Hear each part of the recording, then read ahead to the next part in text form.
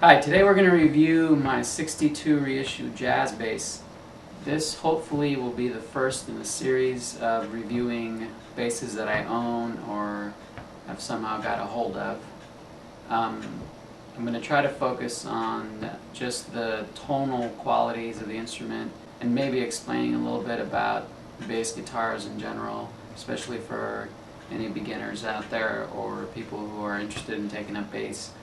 I'm going to be playing this jazz bass and all the other basses that I cover in this series through the same setup. That way you get a good idea of what they sound like compared to each other if you watch the videos back to back. Basically it's just going direct, plugging in direct into an M-box. That's the interface I use to record audio or get audio into the computer.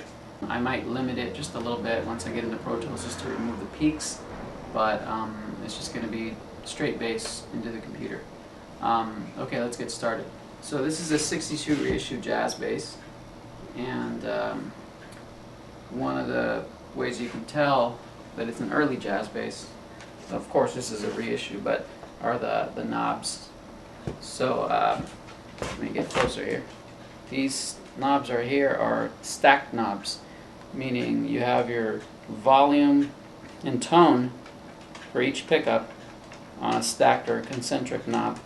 So this knob goes to that pickup, this knob goes to that pickup, and the black ring down here, that's the tone for each pickup.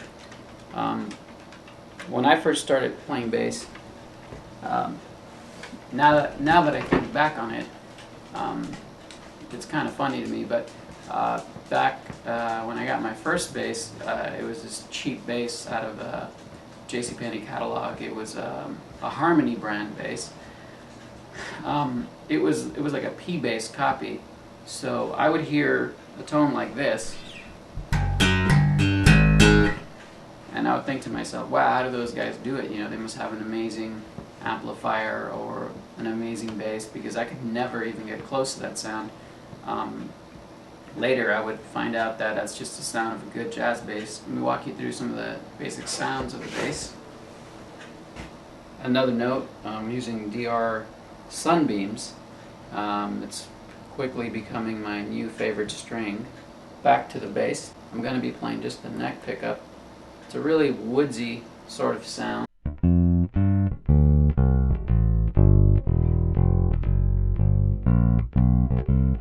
Kind of a P bass-ish kind of a sound. It's kind of a more open P bass sound. It's not going to have that thump that a P bass would give you because of just a different pickup design and placement and so forth.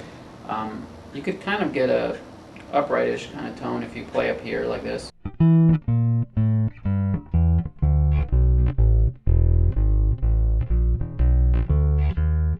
Especially if you roll the tone control off. I'm running the tone control all the way up right now, so if I back down a bit, maybe like halfway.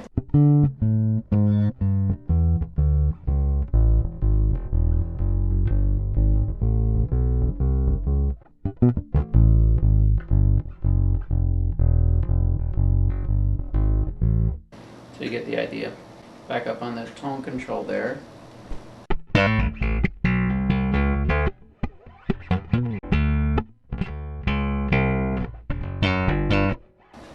Same little riff, finger style.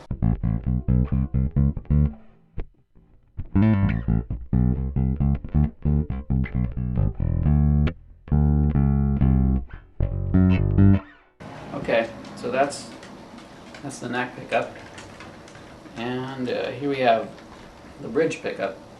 So the bridge pickup, you'll notice, is very much that Jacko type of sound.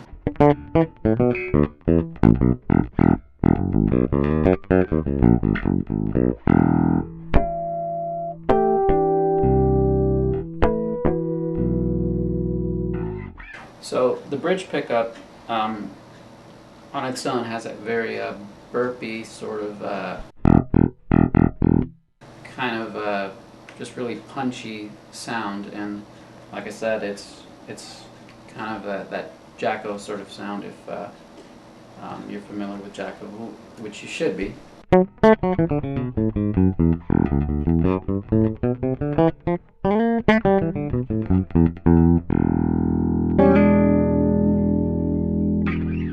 So, in my opinion, the magic really starts to happen when you let both of these pickups go full on 10. That's when you get that classic jazz bass kind of a sound.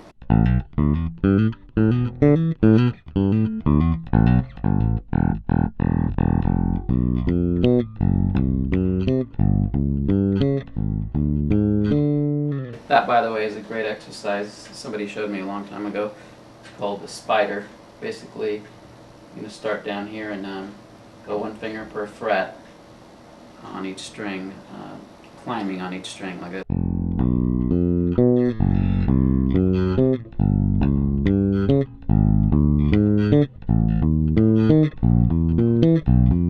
Of course, take it all the way to the...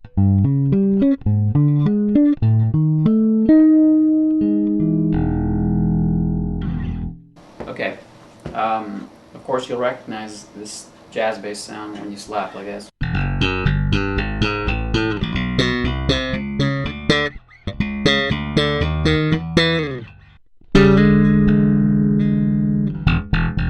It's worth noting too that another thing that makes this an early type of jazz bass is the placement of this bridge pickup. If I recall correctly, on a 70s type of jazz bass, this bridge pickup was moved a little further back, just a little bit, which of course gives it a slightly different tone. Throughout the years, I'm sure there have been several variations, but in general, most people agree that those are the two big ones. The 60s placement, which is a little farther up towards the neck, and the 70s placement, which is a little bit back towards the bridge. So far, all these examples are with the tone controls full up, except for that little jazzy example before. If we take the tone down a bit, actually I'll just turn it all the way off, both pickups on.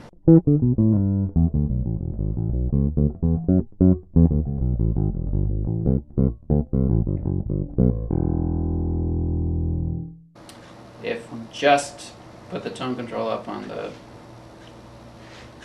bridge side, let's see what we get.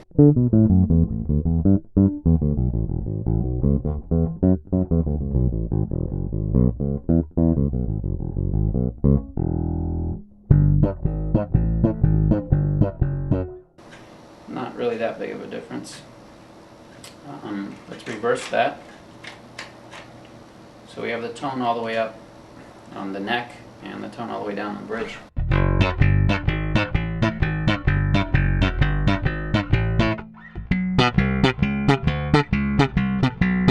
You can definitely hear the neck pickup there. Let's reverse that, slapping.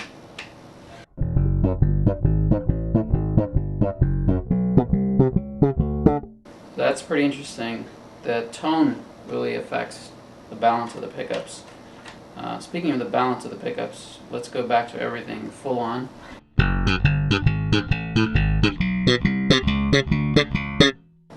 And what you're going to see is that, at least on this style of bass, even though you have the flexibility of each pickup having its own tone control, unlike the later 3-knob jazz basses where you had volume, tone, there's still, in my opinion, not much of a range in between both pickups. Here, I'll try to prove it to you. So this is both pickups on. And if I just barely back off the neck pickup, you'll see there's a point where it basically just disappears. And I'm barely moving that knob. That's barely moved in the other direction. All the way on. Barely off, all the way off. So there are subtle differences, but there's not much of a blend going on there. They pretty much are on or off, it seems to me. So there's your basic jazz bass. This is, once again, a 62 reissue. I hope you enjoyed that.